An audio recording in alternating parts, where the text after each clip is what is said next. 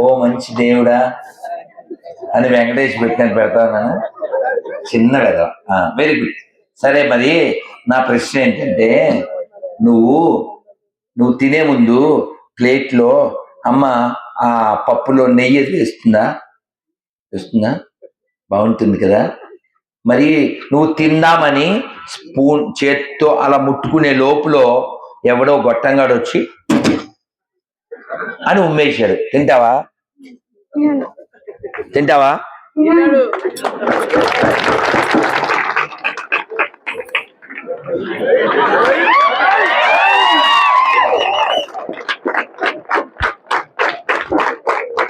నేను ఎందుకు ఈ సెలవు చెప్పిన అర్థమైందా? వాడికి సిగ్గుంది, వాడికి బుద్ధి ఉంది, వీడికి మెదడుంది. మీకుందా? ఉంటే వాళ్ళ దగ్గర తినరు, వాళ్ళ దగ్గర కొనరు. అర్థమవుతుందా? ఏం పేరు నీ పేరు? దైవాంశం, దేవుడి యొక్క అంశ కలిగిన వాడు. మనం అందరం కూడా దేవాంశలాగా మనం కూడా దేవాంతకులం అవ్వాలి. లేకపోతే వాళ్ళ చేతిలో హతులైపోతాం. అంటే ఉమ్మేస్తే తినకూడదా? ఎందుకు అన్నంలో ఎందుకు ఉమ్మేయకూడదు? కొంచెమే కదా ఉమ్మేస్తే. మరి తప్ప పాపమా? కొంచెం ఉమ్మేస్తే టేస్ట్ మారిపోద్ది అంటవా? చిచ్చి కదా. పోనీ నువ్వు తినే దాంట్లో నువ్వు ఊస్తావా? అని అసలు అన్నంలో ఉమ్మే ఇచ్చా వేయకూడదా? వేయద్దు. చిన్న వేదమండి, మనకి సిగ్గుండద్దా? మీకు తెలుసా? బాగుండదు, కానీ చెప్పకపోతే మీకు అర్థం కాదు. ఎవరైనా టాయిలెట్కి వెళ్ళాక మన దేశంలో నీళ్లతో కడుక్కుంటాం, వాళ్ళు ఇటుకలతో తుడుచుకుంటారు. దరిద్రులు. తెలుసా మీకు? కడుక్కోవడం అడుక్కు తినే నా కొడుకులు, వాడి దగ్గర నువ్వు తినేదేంట దరిద్రుడా? అర్థమైందా? ఇక్కడ ఎవడైనా స్నానం చేయని వాడు ఉన్నాడా? అసలు వాళ్ళు స్నానం చేస్తారనుకుంటున్నారా? వాళ్ళ గబ్బు ఎవరికి కనబడకుండా సెంటు కొట్టుకుంటుంది. అర్థమైందా? అసలు వాళ్ళ దగ్గర వాటర్ ఉందా? ఎడారి ఇసుక తీసుకోవడానికి తప్ప ఏమన్నా ఉందా? మండి భోజనం తింటాడు ఎవరైనా? దరిద్రుడు ఉన్నాడని చదివా? మండి భోజనం అంటే తెలుసా?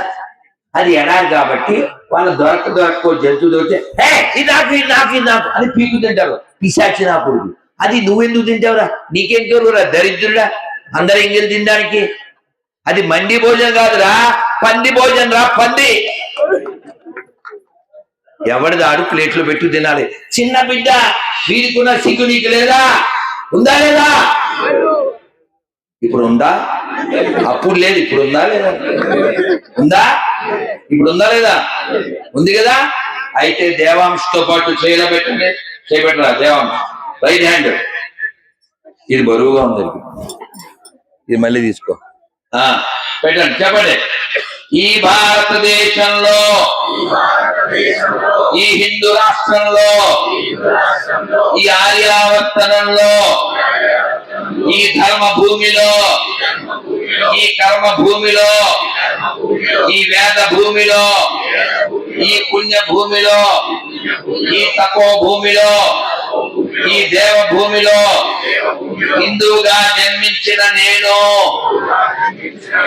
హిందువుగా జీవిస్తున్న నేను హిందువుల దగ్గరే కొంటాను, హిందువుల దగ్గరే తింటాను, హిందువులాగే ఉంటాను. భారత్ మాతా కీ, భారత్ మాతా కీ జై శ్రీరామ్. ఇంకెవడైనా వాడి దగ్గర తింటే వాడిది మీది కలిపి మీది అన్నట్టు. చిచ్చి కాదు, వీడికున్న సిగ్గు తెచ్చుకోండి. Thank you. వాడికి మళ్ళీ చప్పట్లు కొట్టండి చంద్రుడికి. Thank you Dana. అందరూ ఒకసారి రెండు చేతులు పైకెత్తండి. చెప్పండి. హరే కృష్ణ హరే కృష్ణ కృష్ణ కృష్ణ హరే హరే హరే రామ హరే రామ రామ రామ హరే హరే భారత్ మాతాకి. ఇప్పుడు ఒక ప్రశ్న, పొద్దున్న లేవగానే నేను దేవుణ్ణి తలుచుకుంటానండి అనే పుణ్యాత్ములు చేతండి. అమ్మో నిజమైదంతా వెళ్దండ మీకు వెయ్యాలో దండ. అది నిజమైతే సంతోషం. కానీ ఎక్కువ మంది ఈ కాలంలో చాలా మంది, ముఖ్యంగా సిటీస్ లో, ఇది పల్లెటూరు కాబట్టి మీరంతా మంచోళ్ళు, నాకు నమ్మకం ఉంది మీ మీద. కానీ ఇది పల్లె కాని పట్టణాల్లో ఇప్పుడు ఎట్లా తయారైందంటే, నాన్న అల్లరి చేయకండి నాన్న, అమ్మలు మంచి విషయాలు చెప్పుకుందాం నాన్న, అల్లరి చేయకండి నాన్న అల్లరి చేయకండి. చాలా మంది నిద్ర లేవగానే ఇప్పుడు పొద్దున్నే వాడు దేవుణ్ణి తలుచుకోడు, వాడికి గుడ్డోడు అయిపోతాడు. వాడు పొద్దున్న లేవగానే ఇదిగో వాడు ఎలా ఉంటాడంటే,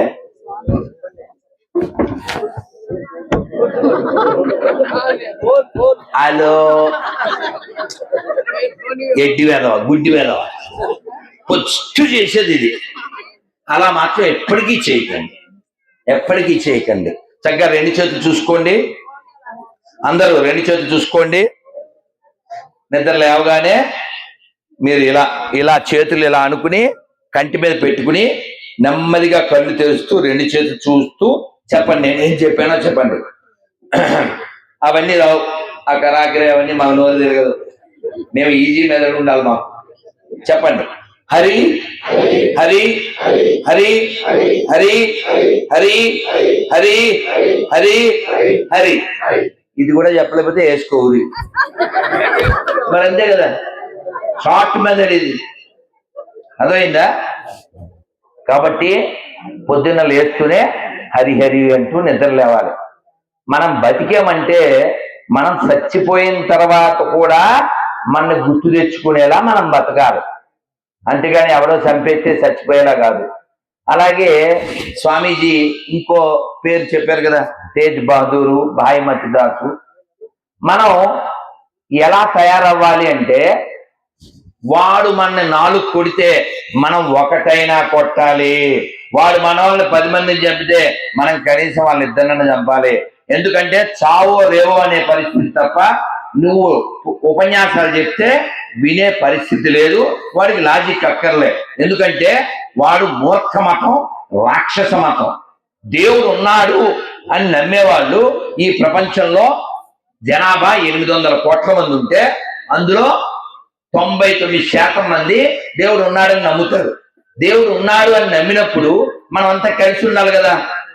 యుద్ధాలు ఎందుకు వస్తున్నాయి, గొడవలు ఎందుకు వస్తున్నాయి, దాడులు ఎందుకు జరుగుతున్నాయి? ఇవన్నీ జరగడానికి కారణం ఏంటి? దేవుడు ఉన్నాడు, కానీ వాడిని నేను చెప్పిన పేరుతోనే పిలవాలి అనేటువంటి పైశాచికమైనటువంటి ఎడారి మతస్థులు ఉన్నారు. దేవుడి గురించి వేదంలో, ఉపనిషత్తులో ఏం చెప్పారు? సత్యం ఒకటే, కానీ ఆయన చేరుకోవడానికి విప్ర బహుదా వదంతి. అంటే సత్యం ఒకటే అయినప్పటికీ చేరుకునే మార్గాలు చాలా ఉన్నాయి అని. అందరూ ఒకసారి నమస్కారం మొదలు పెట్టండి, చెప్పండి. హరి కృష్ణ శివ దత్త మధు. ఎన్ని అక్షరాలు ఇవి? అక్షరాలు ఎన్ని ఒక్కొక్క దాంట్లో? అవునా? మళ్ళీ చెప్తా, చెప్పండి. రామ కృష్ణ శివ హరి మధు దత్త. ఒక్కొక్క పదానికి ఎన్ని అక్షరాలు ఉన్నాయి? 2 అక్షరాలనా? రైట్. మళ్ళీ చెప్పండి. గోవింద మాధవ. ఎన్ని అక్షరాలు? 3 అక్షరాలు. చెప్పండి. నారాయణ మహాదేవ వాసుదేవ నారసింహ అదోక్షజ. ఎన్ని అక్షరాలు? ఓం నమ శివాయ, ఓం నమ శివాయ. ఎన్ని అక్షరాలు? 5. దీని పేరే పంచాక్షర్ కదా, అవునా? 5 అక్షరాలు. చెప్పండి. ఓం నమో నారాయణాయ, ఓం నమో నారాయణాయ. ఓం నమో నారాయణాయ. ఎన్ని అక్షరాలు? 8. దీని పేరు అష్టాక్షరి. మళ్ళీ చెప్పండి.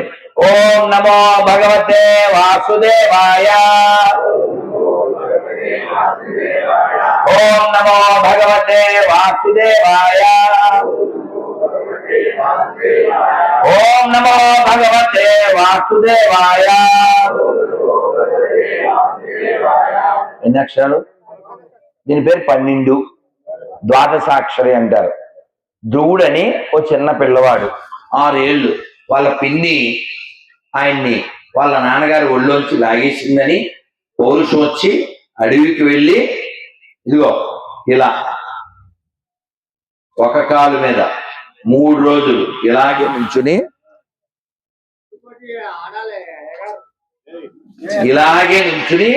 ఓం నమో భగవతే వాసుదేవాయ 3 రోజులు చెప్పేవాడు. మళ్ళీ కాలు 3 రోజులకు మార్చుకునేవాడు. అలా 6 నెలలు తపస్సు చేశాడు. మొదటి నెలలో 3 రోజులకి మార్చేవాడు, 2వ నెలలో 6 రోజులకి, 3వ నెలలో 9 రోజులకి, 4వ నెలలో 12 రోజులకి, 5వ నెలలో 15 రోజులకి. ఒక్కొక్క నెలలో ఒక్కొక్కటి తగ్గిస్తూ చివరికి గాలితో జీవిస్తూ గాలి కూడా మానేశాడు. అటువంటి మహాత్ముడు తయారైంది ఈ మంత్రం వలన. దీనికి 12. ఇప్పుడు అందరు 2 చేతులు పైకెత్తండి.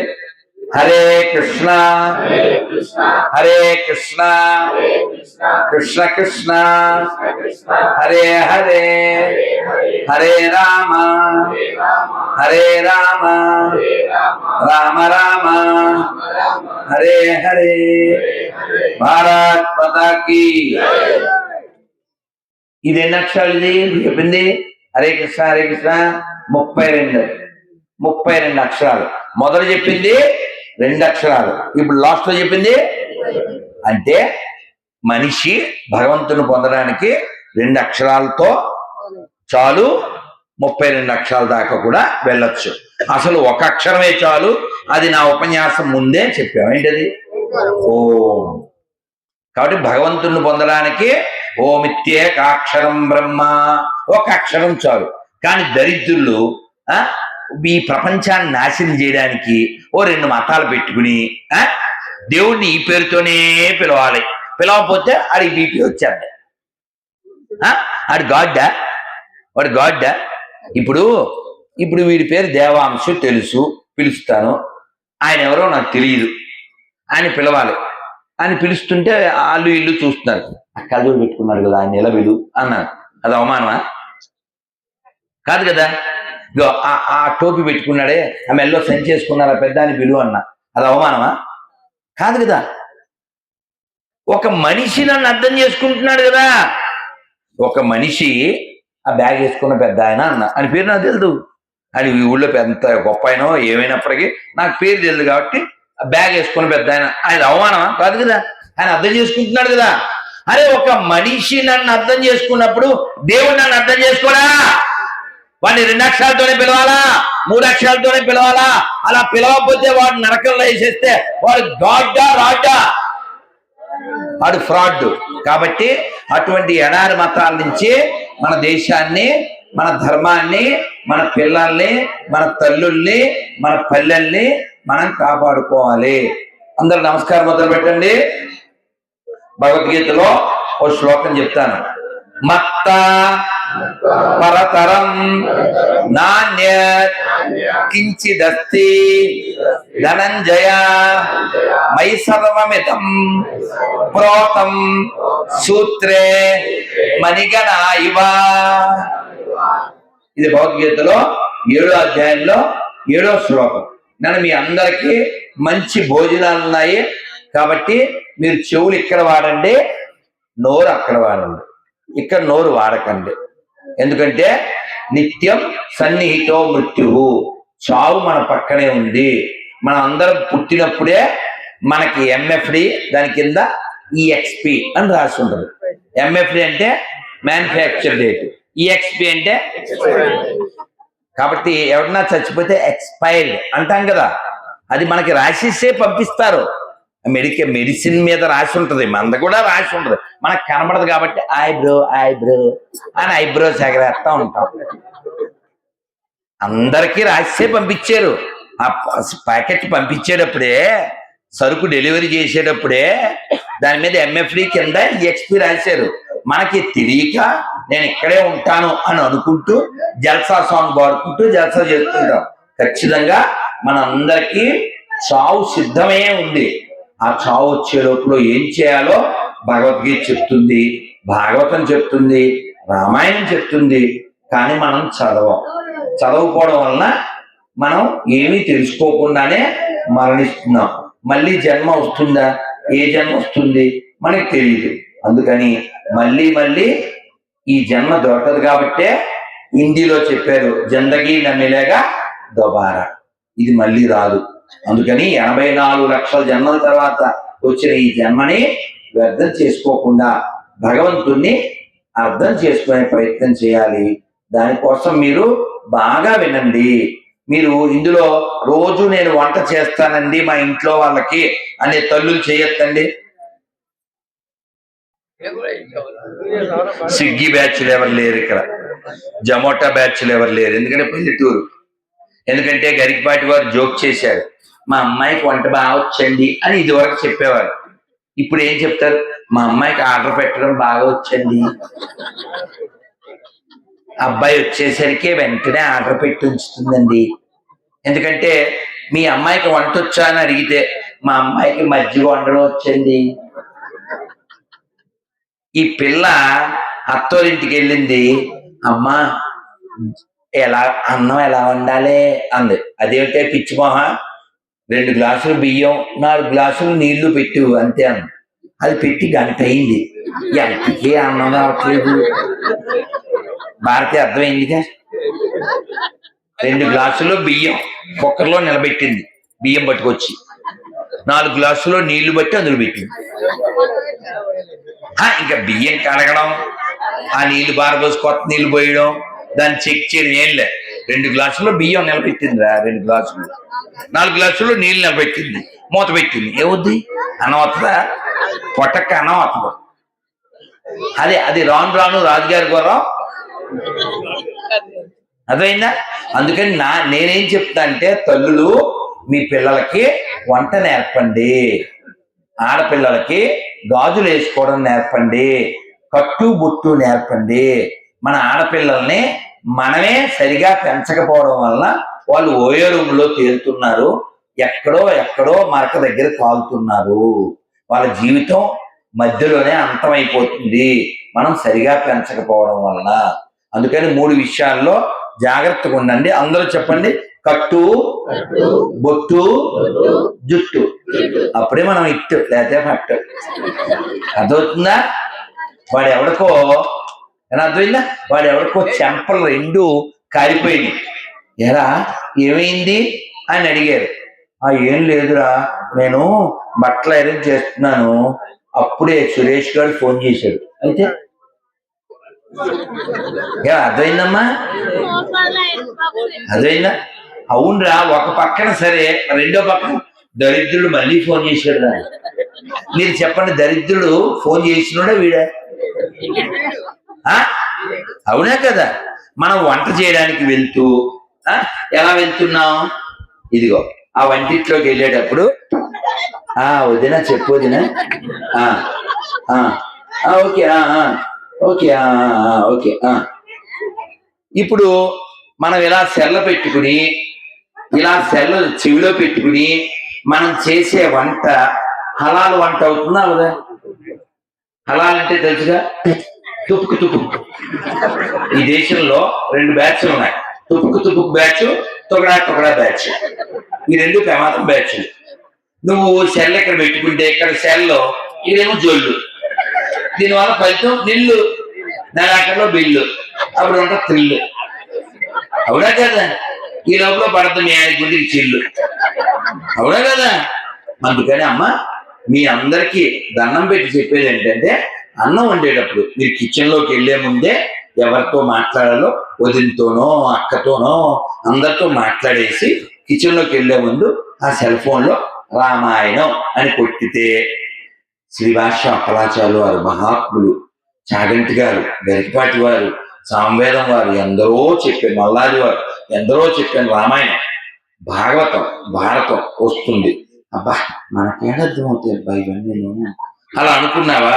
చక్కగా అన్నమయ్య కీర్తనలని కొట్టండి, అన్నమయ్య కీర్తనలు అలా వింటూ చక్కగా మనం బ్రహ్మ కడిగిన పాదము బ్రహ్మము తానే నీ పాదము, బ్రహ్మ కడిగిన పాదము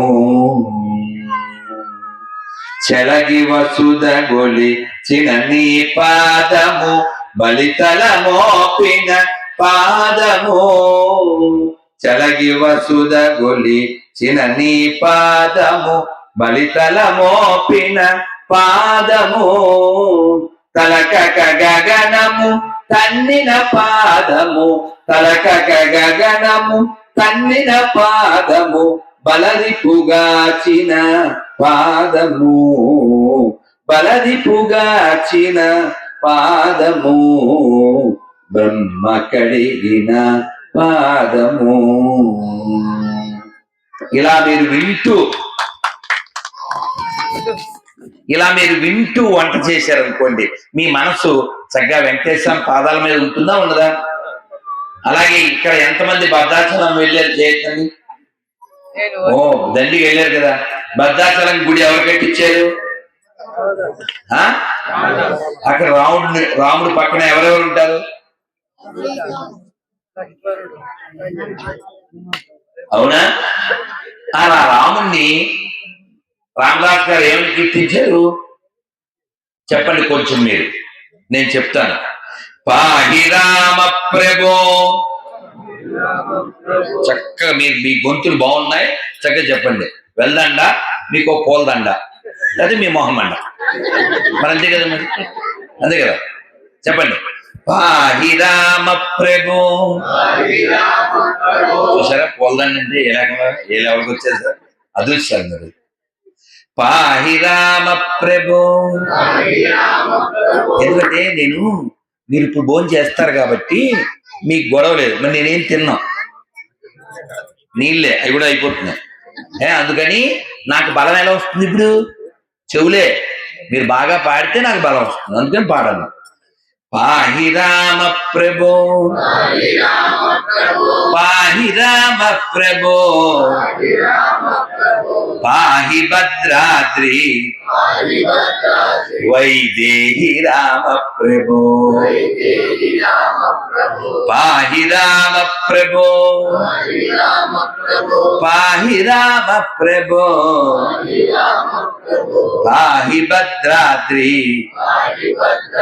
వైదేహి రామ ప్రభో, ఇందిరా హృదయార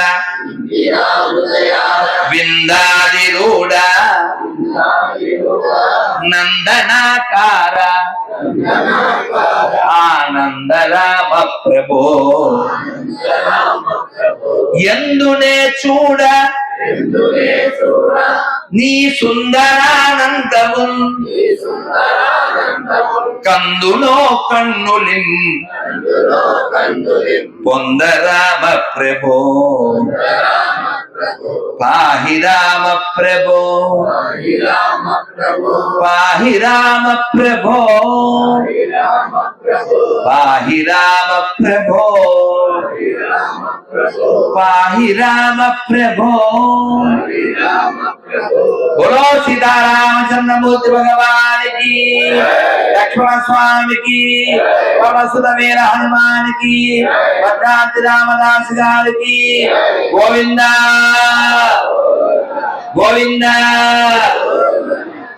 రామదాస్ గారు అంటే మనందరికీ భద్రాచలం రామదాస్ గారు తెలుసు, కానీ శివాజీ గురువు గారి పేరు, ఆయన పేరు రామదాసే, ఆయన పేరు సమర్థ రామదాసు.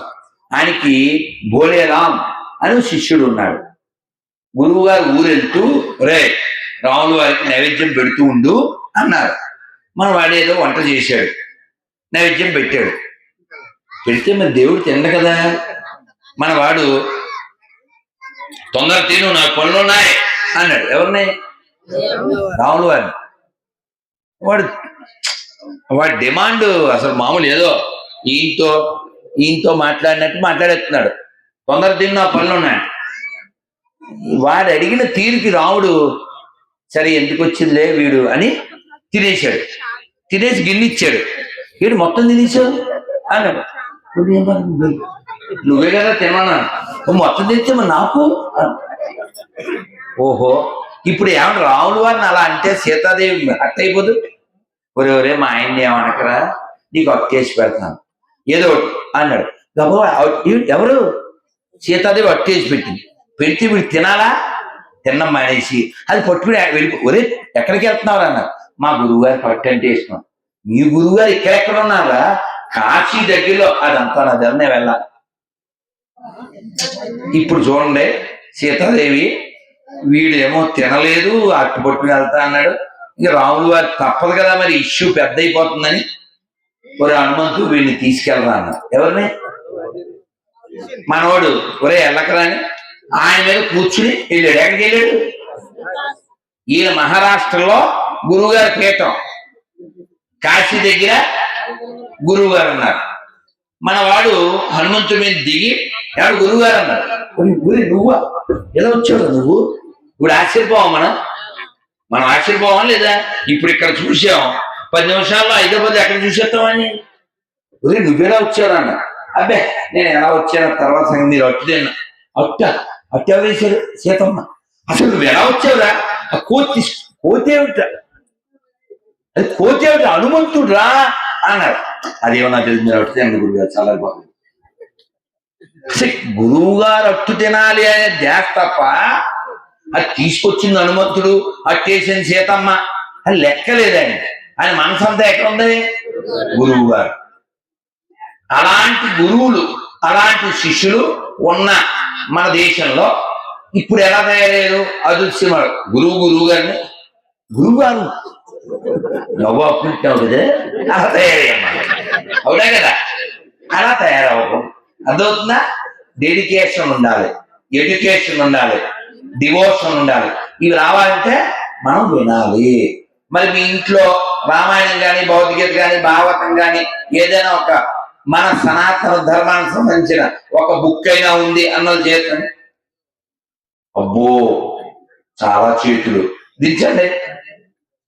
భగవద్గీతలో 3 అధ్యాయాల పేర్లు నేను చెప్పగలను అన్నది చేతండి. స్వామీజీ అవి దేకో. ఇందాక ఎన్ని చేతులు, ఇప్పుడు ఎన్ని చేతులు చూడండి. ఈసారి ఎక్కువ చేయి. ఇందాక బోల్డ్ చేతులు లేచినాయి. నేను మొత్తం 18 అధ్యాయాలు అడగలే, 3 అధ్యాయాల పేర్లు అడిగా. మనకి తెలవకపోయా. ఏదో మన ఊరి పరువు మన నరేంద్ర భారతి నిలబెట్టింది కానీ పెట్టి సభలు కొట్టిన పిల్లకి ఈ ఊరి పిల్లనా? అవునా? ఎక్కడి నుంచి వచ్చావు? ఈ ఊరే కదా. రామాయణం మరి 20 పేర్లు చెప్పగలిగావు. రామాయణం గురించి వినావా? ఎప్పుడన్నా చదివావా? చూసావు? సినిమా చూసినా కూడా నీకు కాస్త అవగాహన ఉంది. కానీ రామాయణం మనం చదవాలంటే మన దగ్గర రామాయణం ఉండాలి. ఉందా ఎవరింట్లో అయినా? రామాయణం ఉందా? ఎవరింట్లో ఉందో చేయొద్దండి. రామాయణం ఎవరింట్లో చేయొద్దండి.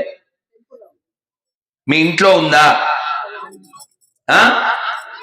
రామాయణం బుక్ నేను కొంచెమైనా చదివాను అన్నోళ్ళు ఎవరన్నా ఉన్నారా? రామాయణం పుస్తకం కొంచెమైనా మనం అసలు చదవం. న్యూస్ పేపర్ చదివే అలవాటు ఉందా ఎవరికైనా?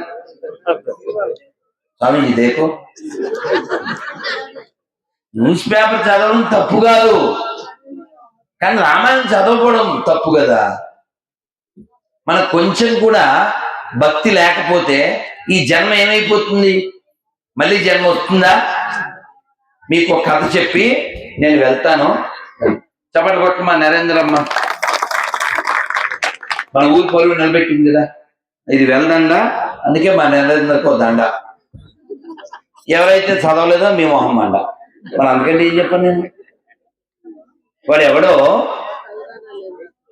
వాడెవడో గురువు గారి దగ్గరికి వెళ్ళి ఉపన్యాసం ఇంకో అరగంటలో అయిపోతుంది అనగా వచ్చేవాడు. అదే చాలా రోజులు చూసేది గురువు గారు. ఏమిటా నువ్వు సగంలో వెళ్ళిపోతాను, కొంచెంసేపు ఉంటే అయిపోద్ది కదా అన్నారు.